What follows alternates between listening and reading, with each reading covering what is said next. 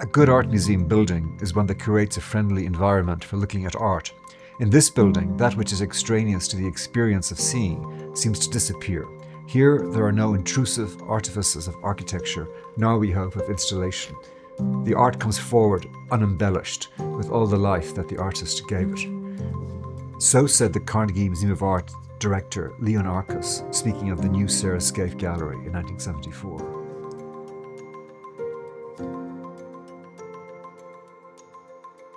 "51 years later, the building comes to us as a wonderful surprise.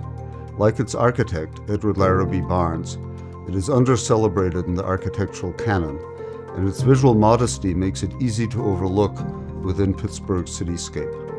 But very few modernist buildings equal it as an elegant stage for civic life. Here, flowing space, abundant light, and thoughtful landscape bring people together both with art and with each other. There is an uncanny freshness, dare I say timelessness, to this building. It could be from the 2020s just as easily as the 1970s. Edward Larrabee Barnes scrupulously avoided the stylistic contrivances and signature indulgences that make so many buildings seem dated before their time.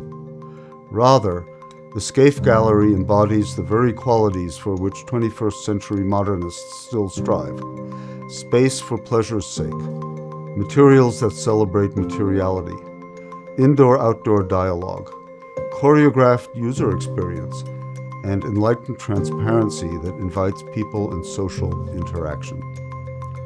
In 1974 Pittsburgh, this sort of thing would have been something of a novelty. Starting in the late 1940s, modernism invaded Pittsburgh with a vengeance. The city's very raison d'être, steelmaking, had seen its last hurrah during World War II. Peacetime finally quenched the mill's hellish flames, but not the city's commercial spirit.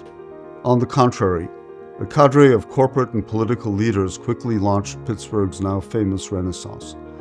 They rode a wave of post-war optimism and the American ideal that innovation must change everything. It worked. The Renaissance put Pittsburgh back on the map as a technological and commercial powerhouse. 80 years later, that's still going strong. Pittsburgh's mid-century leaders embraced iconic modernism in everything urbanistic and architectural. The downtown Golden Triangle, filled with corporate self-monuments boasting international and brutalist styles. Business first and technology first, such edifices include the U.S. Steel, Alcoa, and IBM headquarters. Apart from Mellon Square, strong public architecture took a back seat. All of this helps us understand how the elegant humanism of Barnes' Sarah Scaife Gallery was, and still is, a breath of fresh air.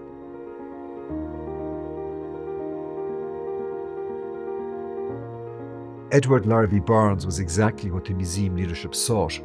With the Kimball Art Museum under construction, they approached Louis Kahn, who respectfully declined. Widening their search, the committee quickly focused on Barnes. Museum director Arcus wrote a carefully crafted program playing off of Andrew Carnegie's penchant for teaching. The permanent collection, shown in chronological order, would teach art history. Barnes demonstrated that his projects were always unique responses to each client's individual philosophy. The committee was impressed that his empathetic attitude made him special among architects. We agree. Barnes's deceptively simple design imparts a sense of inevitability. One trustee called him an unselfish guy who was not terribly concerned about getting credit, just concerned about doing the job right. Another observed, the Scaife Gallery fell right into place.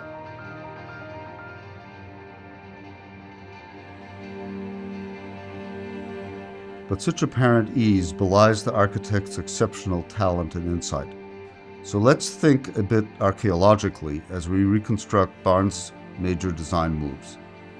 In 1895, Andrew Carnegie bestowed the sumptuous Carnegie Institute on Pittsburgh, saying, patronizingly, that the city has never been anything but a center of materialism, has never had a fine hall for music, nor an art gallery, nor public library, and yet the result proves the capacity to enjoy these things.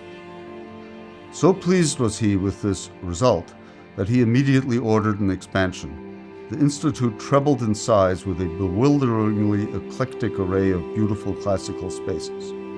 The labyrinthine density was aerated by the skylit Hall of Architecture, where European antiquities came to Pittsburgh as meticulous plaster cast reproductions. The hall was emblematic of the Golden Age's conviction that American architecture must idealize European history. Not surprisingly, Alden and Harlow, the designers of the 1907 expansion, did exactly that. But their Beaux-Arts monumentality didn't blind Edward Larrabee Barnes to the wisdom of honoring the old museum's internal logic, from which he extended the two bars that defines the Scaife Gallery's geometry.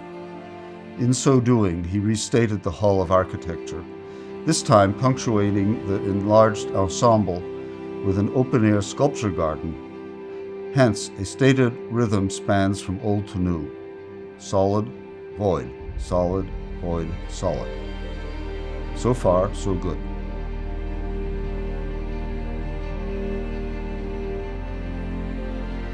The old museum had relegated its art galleries to the second floor. This happenstance allowed Barnes to also elevate the Scaife galleries above ground level. So like a Renaissance palazzo, the most important function occupies a piano nobile, lifted above street level circulation and support.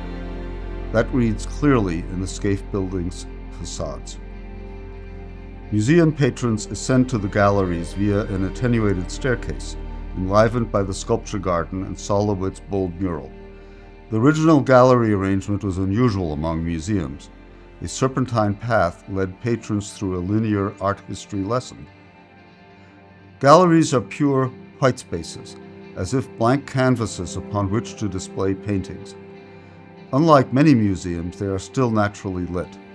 Hidden clerestories shine the greatest brightness on the walls, less on the floors and the least on the flat ceilings.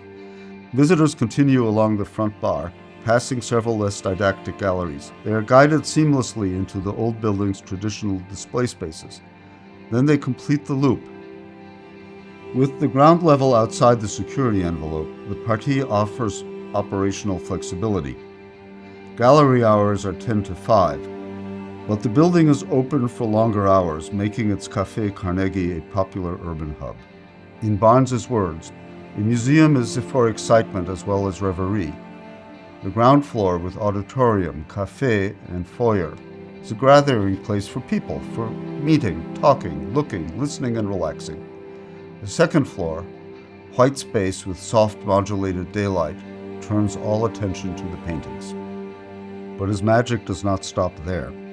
With no ground level galleries, there is no need for a closed circulation loop. Instead, an 80-foot wide portal opens the sculpture garden to expansive views of Shenley Park and Carnegie Mellon. This radical opening transforms an otherwise sedate cloister into a dynamic and democratic venue. So democratic that there is no provision to close it at night. Its landscape is topographically organized by a matrix of angled stairs and landings, which double as an informal amphitheater for public concerts and events. Much of the building's emotional power derives from the architect's characteristic belief in limiting both the material palette and extraneous detail. Where it's solid, it's super solid, with the granite solidity of Norwegian emerald pearl stone. Where it's transparent, it's practically not there, pushing 1970s glass technology to the limit. And where it's showing off paintings, glistening whiteness makes light itself an architectural material.